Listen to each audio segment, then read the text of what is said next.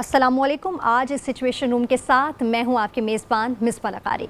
नाज़रीन, आज कुछ तस्करा हिंदुस्तान की दोगली पॉलिसी और नाक़िस पॉलिसियों का करते हैं, जिसकी गूंज जो है वो एशिया से निकलकर अब पूरी दुनिया में फैल चुकी है। अमेरिका की तरफ से भारतीय मसनूआत पर 50% टैक्स लगाने की खबर तो आपके इल्म में ही है, मगर इस पर नई दिल्ली का रद्देअमल भी आना शुरू हो गया है। नरेंद्र मोदी ने अकड़ कर कहा है कि भारी कीमत चुकाऊंगा पर डिक्टेशन नहीं लूंगा। अच्छा सोच लें कि मोदी साहब अमेरिका इंडिया की 87 अरब डॉलर की सबसे बड़ी बरामदी मंडी है। अगर यू टर्न ना लिया तो बरामदात से जुड़ी आधी इंडस्ट्री फारिग समझे। तो अब तो अपोजिशन रहनुमा राहुल गांधी ने भी मईशत मुर्दा एतराफ कर लिया है। मालूम नहीं है कि इंडियन इकोनॉमी डेड इकोनॉमी है? कोई कंफ्यूजन है आप में? पूरी दुनिया जानती है कि Indian economy is dead economy और बीजेपी ने इकोनॉमी को खत्म कर दिया है। क्यों खत्म किया है? अदानी जी की मदद करने के लिए खत्म किया है।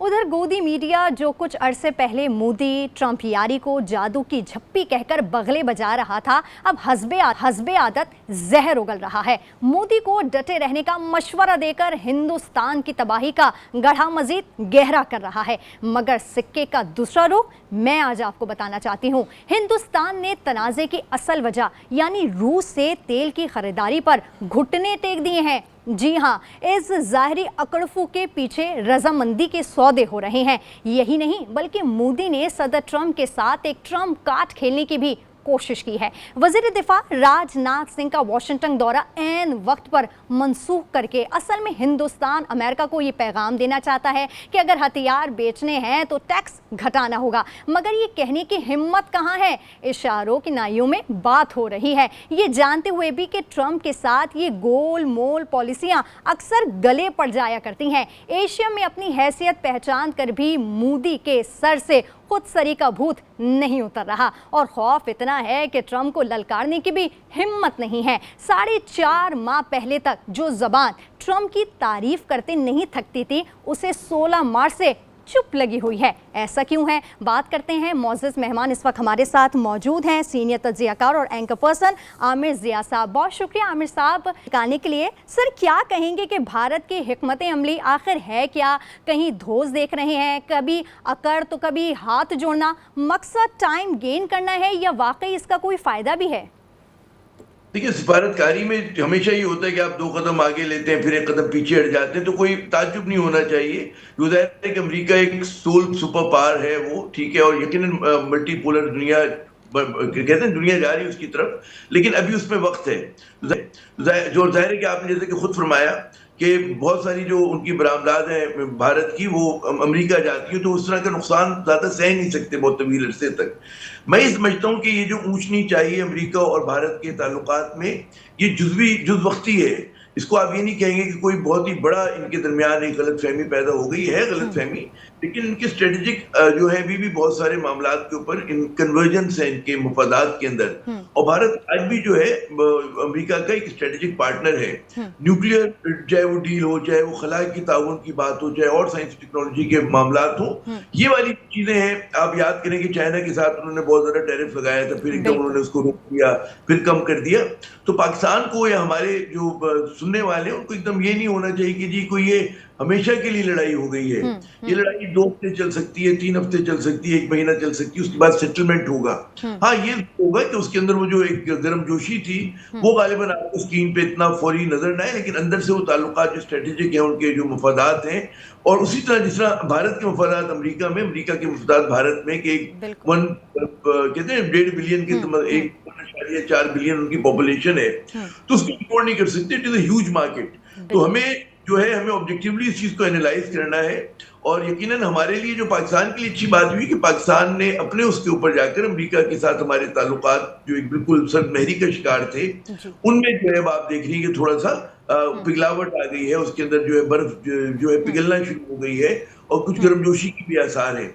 लेकिन जितना मेरा ये सवाल है कि क्या भारत और उनकी जो एक आपस में से तक चलेगा, तो ये भी एक सवाल है कि क्या पाकिस्तान और अमेरिका की जो गर्मजोशी है ये बहुत सारे दिनों की है, जुज़ वक्ती। हमने बहुत मर्तबा देखा कि पाकिस्तान अमेरिका करीब आए और फिर हम दूर हो गए, क्योंकि हमारे बाद मुफादात जो है कन्वर्ज नहीं होते बल्कि डाइवर्जेंस है हमारे उनके मुफादात के अंदर।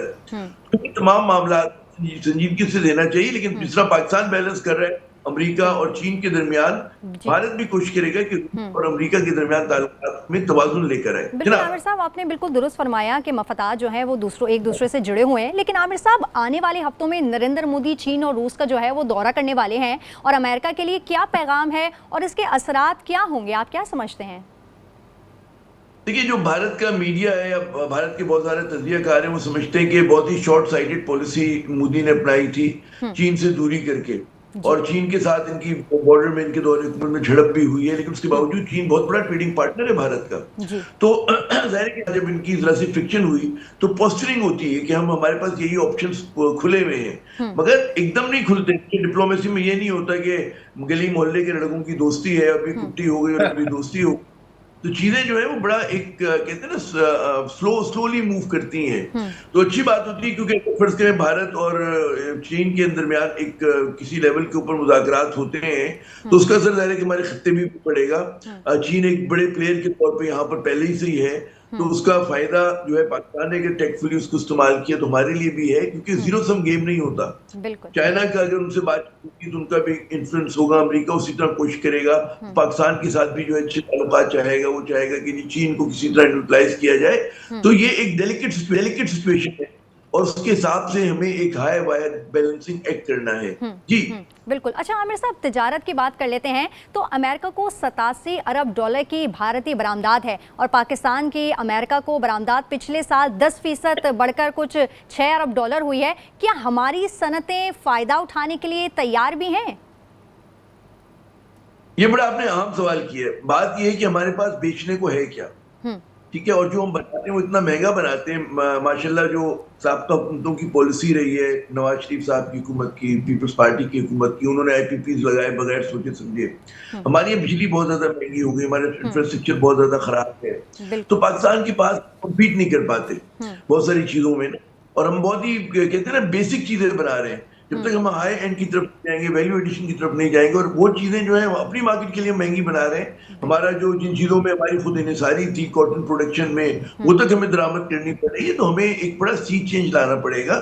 और अगर फर्ज करें वो भारत की 2-3 महीने के लिए बंद भी हो जाती, नहीं भी जाती, तो हमारे पास क्या कैपेसिटी है कि हम बेच सकेंगे, हमारे पास जो है फैक्ट्रीज के अंदर जो है वो है कि हम ज्यादा प्रोड्यूस कर सकेंगे। ये तमाम सवालात होते, एकदम जो होती सप्लाई चेन बढ़ नहीं सकती है।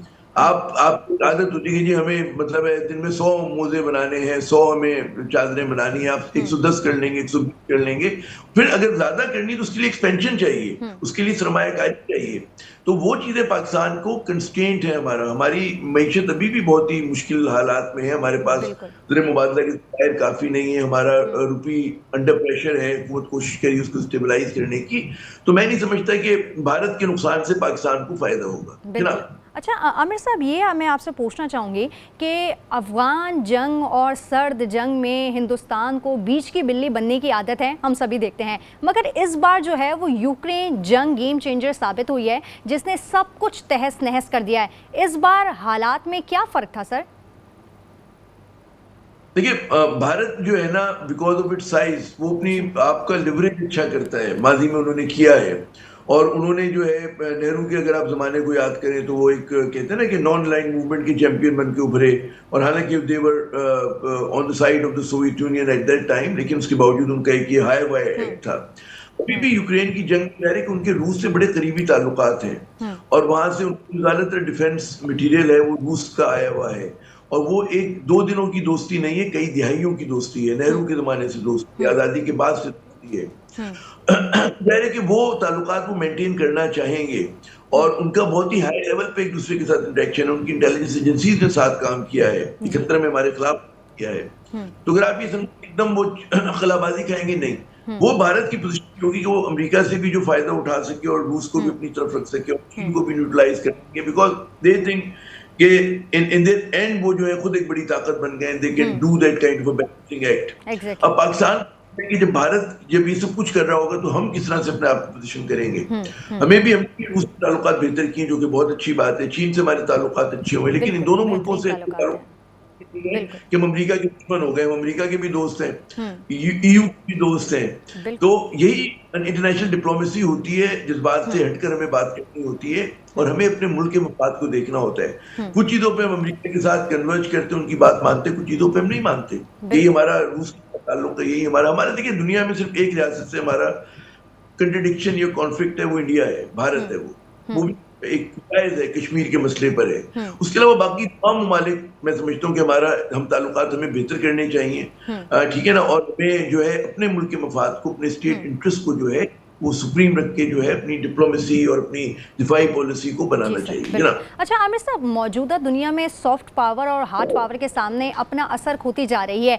ऐसे में खुद को सियासी और मौशी तहकम करना आप क्या समझते हैं कितना ज़रूरी है, और क्या हुकूमत इस पर तवज्जो दे रही है? देखिए, सॉफ्ट पावर से पहले हमेशा हार्ड पावर आती है ना, कि आपकी इकोनॉमिक माइट होती है और आपकी डिफेंस माइट होती है। जी सर। उसका रिफ्लेक्शन होता है सॉफ्ट पावर, कि आपका कल्चर, आपकी फिल्म, आपकी मौसीकी जो है वो डोमिनेट कर रही होती है। दोनों बहुत काम की चीजें हैं।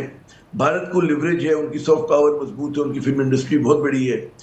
मौसीकी वो बहुत हम भी बनाया करते थे, लेकिन हमने अपने हाथों से अपनी फिल्म इंडस्ट्री का गला घोट दिया। हमारे यहाँ बहुत सिनेमा हुआ करते थे, हमारी यहाँ सिनेमा की तादाद घट गई है, हमारी यहाँ फिल्में नहीं बन रही हैं। तो बिल्कुल। हमें अपनी पावर बढ़ानी है। अभी छोटा मुल्क नहीं है, 25 करोड़ की बहुत बड़ा मुल्क होता है। बिल्कुल हम सर। भारत के साथ मुकाबला करते तो हम छोटे लगते हैं, वैसे हम खुद बहुत बड़ा मुल्क है दुनिया का। हम्म। तो हमें सोचना है, लेकिन हमारी सॉफ्ट पावर उस वक्त बनेगी कि हम अपना सियासी मसला हल करें, जी। और सियासी मसला जब होगा आपका माशी मसला हल होगा, और उसके बाद आपकी बाकी चीजें होंगी। अभी क्योंकि हम खुद फ्लक्स में आपस में हमारी सरफटोल हो रही है, हिजान है पाकिस्तान की सियासत में, बिल्कुल। बिल्कुल। महालड़ाई है। तो पाकिस्तान का जो पोटेंशियल है, बहुत बड़ा पोटेंशियल है, अजीम पोटेंशियल है हमारा, हम उसको यूटिलाइज नहीं कर पा रहे। और हमारे यहाँ उस कामत के रहनुमा नहीं है कि जिस तरह के मैं समझता हूँ कि और मुल्कों को नसीब हुए, जो आज उनके पास है। जैसे मोदी है, मोदी से हमें अच्छा नहीं लगता, हम इख्तलाफ करते हैं उससे, जी। मगर मोदी नेशनलिस्ट जो है वो रहनुमा है भारत का। बिल्कुल उसने सर। कोई जायदाद इंग्लिस्तान में नहीं बनाई हुई है, उसके दुबई में धंधा नहीं है, ठीक है ना। वो नेशनलिस्ट है, वो वही के कपड़े पहनता है, वो मतलब है, आप उसको जो भी जी, कहें, जी। वो उसने कहीं जो है कश्मीर का मसला भी हल कर दिया है भारत के हक में, ठीक है ना। हमें बुरा लग रहा है वो, लेकिन उनके लिए बहुत अच्छा है। तो हमें सोचना चाहिए कि हमारे पास कब एक ट्रू नेशनलिस्ट लीडर आएगा, जी। कि जो पाकिस्तान की बात को अजीज रखेगा, जो ये इंश्योर करेगा कि मेरी ड्यूल नेशनैलिटी ना हो, मेरे बच्चे बाहर ना हो, मेरा एग्जैक्टली। कारोबार बाहर ना हो, बिल्कुल। तमाम तर तवज्जो, उसका मरना जीना, उसकी सब कुछ जो है, इलाज मालजा, तालीम और तरबियत वो सब उसी मुल्क पाकिस्तान से में हो। हो रही। बिल्कुल। बिल्कुल। बदकिस्मती से हमारी जो रूलिंग एलीट है वो बहुत सबसे ज्यादा हमें जो नुकसान पहुंचा रहे हैं, अवाम नहीं पहुंचा रहे,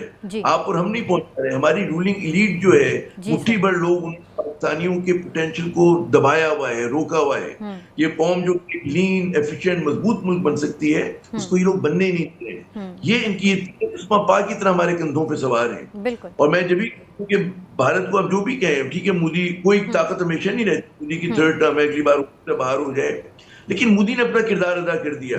बिल्कुल। भारत एक दुखता हुआ मुल्क था, उसमें वो अग्रेशन लेकर आ गया, जारहानापन लेकर आ गया, उसने हिंदुत्व की पॉलिटिक्स को रिवाइव कर दिया, ठीक है ना।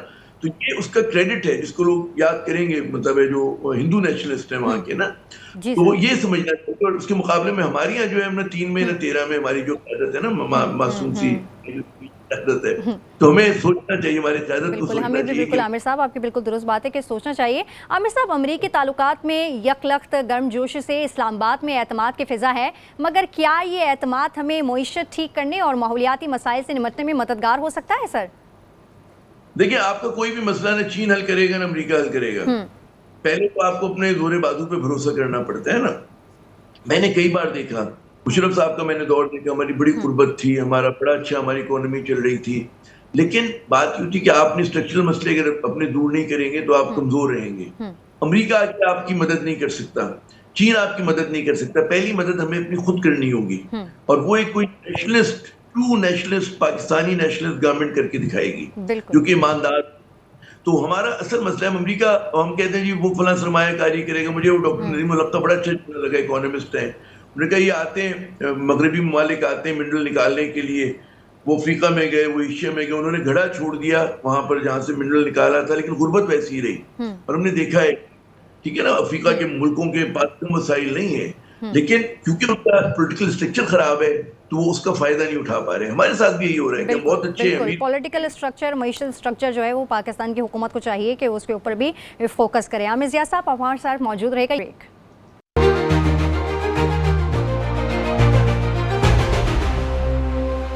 वेलकम बैक नाज़रीन। प्रोग्राम के आगाज़ में हमने बात की थी कि किस तरह भारतीय अपोजिशन नरेंद्र मोदी को उनकी बुज़दिलाना खामोशी पर आड़े हाथ तो ले रही है। इसकी एक झलक की रिपोर्ट मुलाहिज़ा कीजिए। पाक भारत जंग के दौरान 2 माह बाद हिंदुस्तानी हुकूमत अपोजिशन के कटहरे में नजर आई।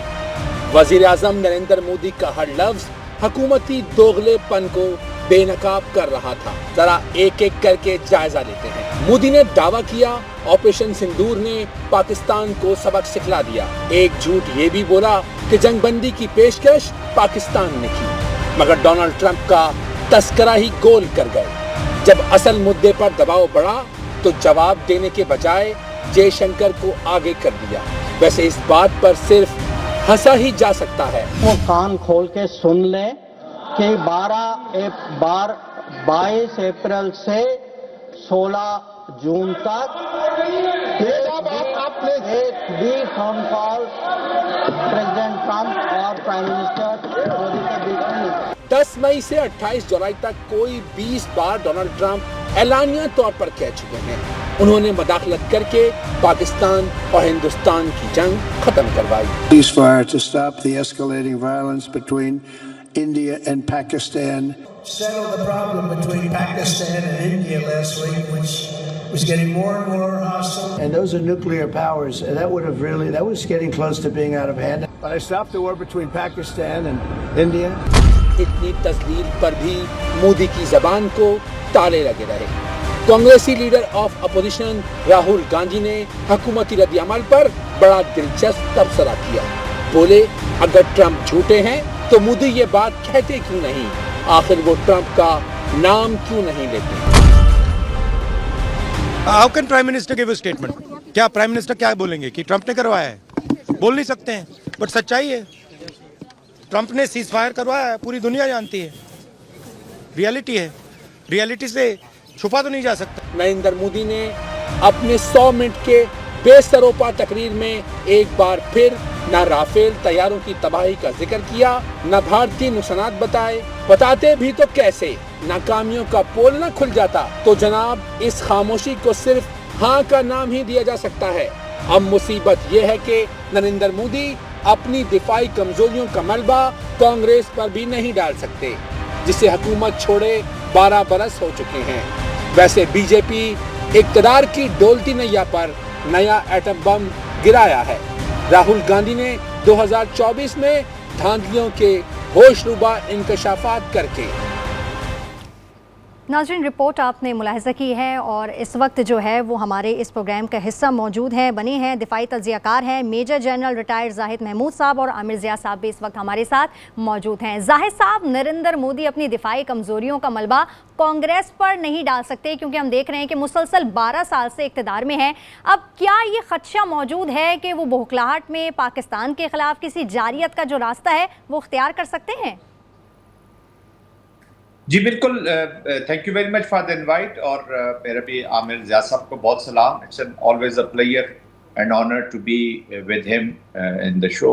देखिए, ये जो भारत का जो माइंडसेट है जी, हिंदुत्व का जो माइंडसेट है, इसके अंदर जो उनकी ज़बान में युद्ध और जो वॉर है, ये एक बड़ा लीड इंस्ट्रूमेंट के तौर पर आप वो यूज़ कर रहे हैं। अभी आप थोड़ी देर पहले जो डॉक्यूमेंट्री दिखा थे या जो उनका दिखा रहे थे इंडिया के बारे में, तो जब वो इंडियन पार्लियामेंट में दाखिल हुए लोकसभा में मोदी, तो आपको पता है हर महादेव के नारे लगा रहे थे उनके members, long live Lord Shiva. और शिवा जो है जी वो डिस्ट्रक्शन का लॉर्ड है, ये याद रखिए। तो हिंदुत्व का जो एप्लीकेशन है वो डिस्ट्रक्शन के लॉर्ड से जुड़ी हुई है और ये लॉर्ड का यही नुमाइंदा है। वो हिंदुत्व के लिए तो बहुत अच्छा वजीर आजम होगा, लेकिन इंसानियत के लिए और इंडिया जो पुराना इंडिया था जो अब भारत में कन्वर्ट हो चुका है, their military has been radicalised, और वो उसको आरएसएस का मिलिटेंट विंग उन्होंने बना दी है। उनके जो 1.5 साल रिटायरमेंट के बाद जिसको वो लेकर आए, सीडीएस बनाया जनरल चौहान को, वो किताब लिखते हैं और किताब में वो जो ग्रेटर जो वॉर फाइटिंग है जी उसके ऊपर वो बिलीव करते हैं कि जी वो जो वॉर फाइटिंग है हिंदुत्व की, उसके ऊपर वो बेस कर रहे हैं मिलिट्री थिंकिंग को। जी तो मॉडर्न जो उनकी मॉडर्नाइजेशन है या जो ऑर्गेनाइजेशन स्ट्रक्चर उन्होंने मिलिट्री का बनाना है, उसके साथ थिंकिंग लगा रहे हैं वो पुरानी हिंदुत्व की। और जैसे मैंने कहा कि हिंदुत्व के बीच में ये लड़ाई जो है उनका लीड इंस्ट्रूमेंट है, तो ये जब थिंकिंग मिलिट्री थिंकिंग भी उसी लाइन पे लेकर जा रहे हैं, तो ये this is no more secular India जहां पे और लोगों की नुमाइंदगी होगी। वो हिंदुओं के लिए बहुत अच्छे वजीर आजम होंगे, उन्होंने बहुत कुछ किया होगा, लेकिन वहां पे जो 25-26 करोड़ मुसलमान रहते हैं उनके वो दुश्मन है, वहां पे जो क्रिश्चियंस रहते हैं उनके वो दुश्मन है, वहां पे जो दलित रहते हैं उनके वो दुश्मन है, और जितनी दूसरी जातें रहती हैं उनके वो दुश्मन है। वहां के लॉज देख लीजिए, अभी कश्मीर की आप मिसाल ले लीजिए, डोमिसाइल्स का एक्ट लाए हैं, उसमें उन्होंने तकरीबन 3 मिलियन के करीब लोग बाहर से ला के वहां पे आबाद कर रहे हैं। उसको डेमोग्राफिक कू के जरिए, मिलिट्री के जरिए वो कर नहीं सके कश्मीर को हासिल, लेकिन डेमोग्राफिक कू से अब उसको बदलना चाहते हैं, उसके वो लेके आ रहे हैं। तो वो ही is bringing hate and shame for the reason.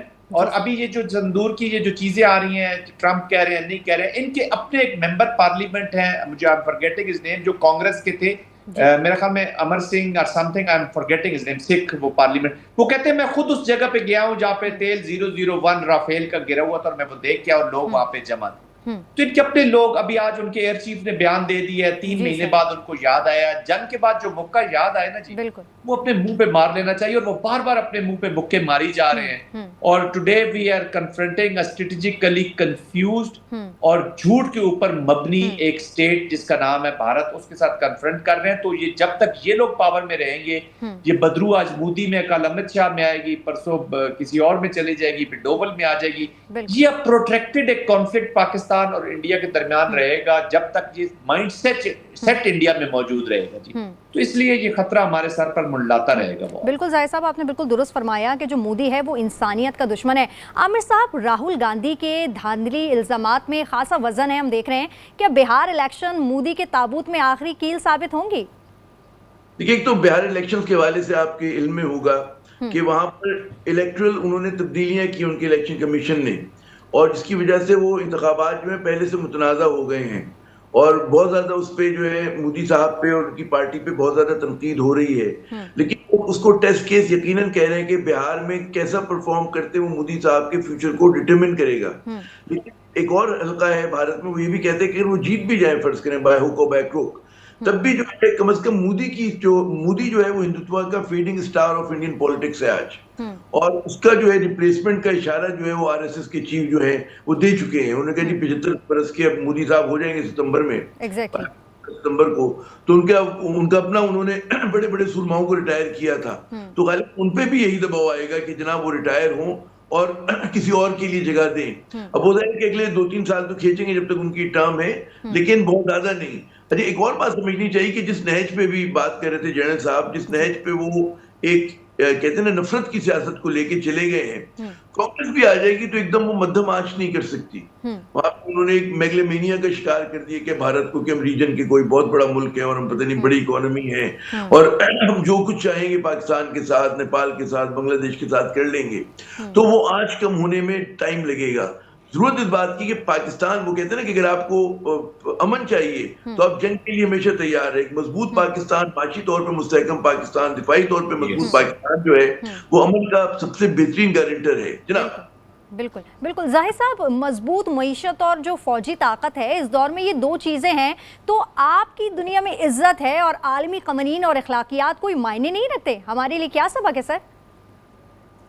देखिए, आलमी कवानीन, मोरालिटी, ये जो पॉलिटिक्स है, इस तरह की चीजें या डिप्लोमेसी, और ये चीजें अभी unfortunately these are the missing pieces जी। अगर कोई मोरालिटी या कवानीन और कॉन्फ्लिक्ट रेजोल्यूशन और ये चीजें एग्जिस्ट करती होती तो आज जो 70,000 के करीब हमारे फलस्तीनी भाई मारे गए, बुचर किए गए जेनोसाइडल ऑपरेशन, तो उनका कुछ ना कुछ मदावा हो चुका होता। This is all real politics is all about interest. लोग अपने इंटरेस्ट कर रहे हैं, कुछ जो है वो खुल के सामने कोई भी नहीं आता जी।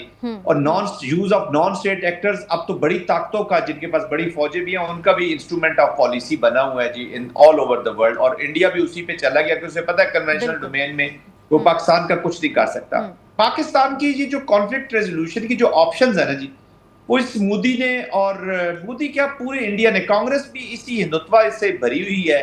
फर्क ये है कि सिक्के के दो रुख हैं, वो जरा थोड़ा सा साफ है, उसके ऊपर नजर आ रहा है कि ये 25 वैल्यू है इसकी या 50 वैल्यू है, और जो आरएसएस वाला सिक्के की साइड है वो जरा इतनी बदबूदार और जंग आलूद है कि वो हमें नजर नहीं आ रही। दोनों है, हिंदू स्टेट ही है, India is always a Hindu state. ये कभी, और इसमें कोई देखे ना 547 के करीब, if I am not wrong, members हैं पार्लियामेंट के लोकसभा में, ओनली 27 आर मुस्लिम, जो 4% है। 17 पॉइंट समथिंग है मुसलमान वहां पे। भारतीय जनता पार्टी का एक मुसलमान मेंबर पार्लियामेंट नहीं है। तो एक होता है ना, आप सिंबॉलिक भी कुछ दिखाते हैं हमने इंडिया, तो ये एक हिंदू स्टेट ही है, वही रह रही है। जो मजबूत पाकिस्तान और मजबूत फौज की हम जो बात करते हैं, देखिए वो एक बड़ा सिंपल सी चीज है। पाकिस्तान के पास इस इंडिया ने कोई ऑप्शन ही नहीं छोड़ा। अगर आप पानी की बात करते हैं, इंडस वाटर को ले ले, आप कश्मीर की बात करते हैं, आप पाकिस्तान की सॉवरेनिटी की बात करते हैं, आप पाकिस्तान की ज्योग्राफाई सरहदों की बात करते हैं, तो हमारे जितने नेशनल वाइटल इंटरेस्ट है वो आपके पास और कौन सी ऑप्शन है? अमेरिका ने तो आना नहीं है, बाहर से किसी मुल्क की तो उनमें किसी ने मानना नहीं है। वो आएंगे भी तो अपने इंटरेस्ट के कॉन्टेक्स्ट में आएंगे, नॉट के पाकिस्तान के साथ वो लॉयल हो गए और बड़ा उसके हमारे लॉयल होते तो वीटो कई चीजें हो जाती है। ये सिक्योरिटी काउंसिल की रेजोल्यूशन है हम कश्मीर पे लेके, तो हमारा पास ऑप्शन ही कोई नहीं है मजबूत पाकिस्तान और मजबूत फौज के अलावा। फिर जब मजबूत पाकिस्तान मजबूत फौज की मैं बात करता हूँ तो आई एम सॉरी, पीस का सबसे ज्यादा दाई जो होता है वो एक फौजी होता है, एक मिलिट्री ऑफिसर होता है, उसने वॉर देखी होती है, एक्चुअल ऑन ग्राउंड पे होती कि उसके भयानक चेहरे क्या होते हैं। लेकिन हमारे ऊपर ये थोप दी जाएगी ये वॉर। तो अगर वो कहते हैं कि जी पानी के साथ खून और पानी नहीं हो सकता, तो अगर पाकिस्तान का पानी रुक सकता है तो फिर किसी का खून तो बहेगा। तो unfortunately these are the realities.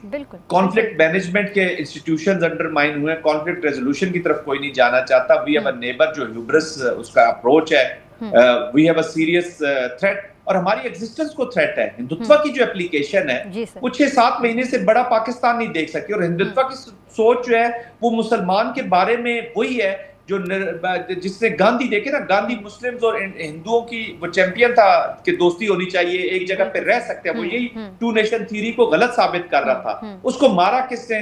Nathuram Godse, वो मोदी साहब का भाई था, इसी तरह का आरएसएस का लड़का था, उसने आरएसएस का ट्रेनर था। ये तो सारी जिंदगी पैदा आरएसएस में, वो यहाँ तक सोचा। तो ये मुसलमान चाहे न्यू दिल्ली में है, चाहे इस्लामाबाद में है, चाहे श्रीनगर में है, ये बर्दाश्त नहीं कर सकता, चाहे ढाका में है। तो फिर अनफॉर्चुनेटली हमारी ऑप्शन इन्होंने क्लोज कर दी हुई है। That's why we have to be very very strong with a strong military. लेकिन बिल्कुल जाहिर साहब आपने बिल्कुल दुरुस्त फरमाया, और सिक्के के जो दोनों रुख हैं वो पूरी दुनिया जो है वो देख रही है। आमिर साहब, एक अहम खबर की जानिब तवज्जो दिलाना चाहूँगी। आर्मी चीफ की मुदाखलत पर ताजिरों के मसाइल हल होते हैं, और फौज पहले ही कई महाजों पर हम देख रहे हैं कि नबर्द आजमा है। क्या मुनासिब ना होगा कि हुकूमत अपने काम जो है वो खुद करना शुरू कर दे? अब देखिए, बात यह है कि लोगों का ट्रस्ट लेवल किस पर है। अगर आप यहाँ पे चले ना, रोड पे घूमना शुरू कर दें, कराची में, लाहौर में, मुल्तान में, किसी छोटे शहर में चले जाएं, तो उनका जो हमारी सियासी जमातें, उन पे लोगों का एतबार नहीं है। सियासी जमातें, चाहे पीपल्स पार्टी हो, चाहे नून लीग हो, चाहे कोई और जमात हो, उनका मसला ये कि उनके ऊपर करप्शन के इतने बदनुमा दाग लग चुके हैं कि लोग उन्हें भरोसा नहीं करते। उनकी एक ही तरफ होता है कि वो फौज को देखते हैं। वो हत्ता कि अगर फर्ज करें कि खुदा न खास्ता कोई सानिया हो जाए, सैलाब आ जाए, कोई ज़लज़ला आ जाए, तो मैं अगर फर्ज करें मैं डोनेट करना चाहूँ या आप, तो हम कहेंगे जी पाक फौज ज्यादा ईमानदारी से डोनेट कर देगी, हम इनको नहीं देंगे सियासी जमातों को। ये लोगों की फिक्र है, सोच है, और गलत नहीं है ये, क्योंकि जिस तरह से हमारी ये कोई मुनज़्ज़म सियासी जमातें नहीं है, ये खानवादों की सियासी जमातें हैं, पॉलिटिक्स है। और हमने जो मैं पहले कह रहा था ना कि इनकी जायदादें बाहर है, इलाज मालजा बाहर है, तालीम बाहर है, तो उनका इंटरेस्ट नहीं है। तो लोग जाहिर है कि चाहे वो हमारा कहते हैं ना कि एक रेडी लगाने फेरी लगाने वाला हो, चाहे वो कोई स्टेट हो, जब वो मुश्किल में होता है तो उसकी फिर वो देखता है कि जी आर्मी जो है वो आगे किरदार अदा करे। और आप देखिए पहली बार नहीं हो रहा कि आज फील्ड मार्शल आसिम मुनीर साहब के दौर में, और उससे पहले यही बातें जो थी जनरल बाजवा को कही जाती, यही बातें रही साहब को, यही क्या है। कलामी के लिए माजरत आमिर साहब, वक्त हमारे पास थोड़ा कम है और बातें तो बहुत हैं, क्योंकि भारत का टॉपिक ऐसा है कि जितनी भी लानत मलामत की जाए कम है। इस वक्त major general retired Zahid Mahmood साहब हमारे साथ मौजूद है। बहुत शुक्रिया सर, आपने हमारे लिए कीमती वक्त निकाला, और आमिर साहब आपका भी बेहद शुक्रिया। यहाँ लेंगे एक ब्रेक।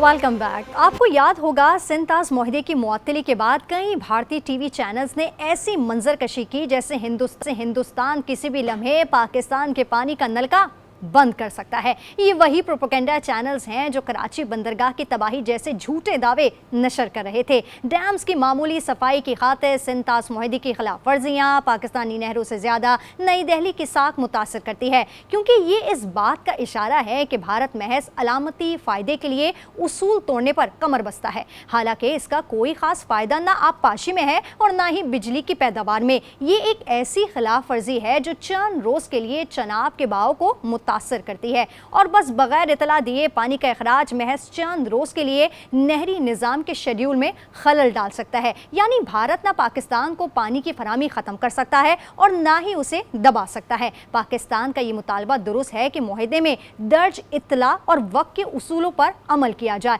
लेकिन सबसे मौसर सफारती मौक़िफ़ वही होगा जो खूब तैयारी के साथ पेश किया जाएगा। ऐसे जदीद पैमाने लगाए जाएं जो रियल टाइम में डाटा फराहम करें। ऐसा नहरी शेड्यूल जो वक्ती रुकावटों को बर्दाश्त कर सके। बेहतर तैयारी से पाकिस्तान न सिर्फ भारत की नफसियाती बढ़तरी ख़त्म कर सकता है बल्कि आइंदा में भी अपनी पोजीशन मजबूत बना सकता है। इजाज़त दीजिए, अल्लाह निगहबान।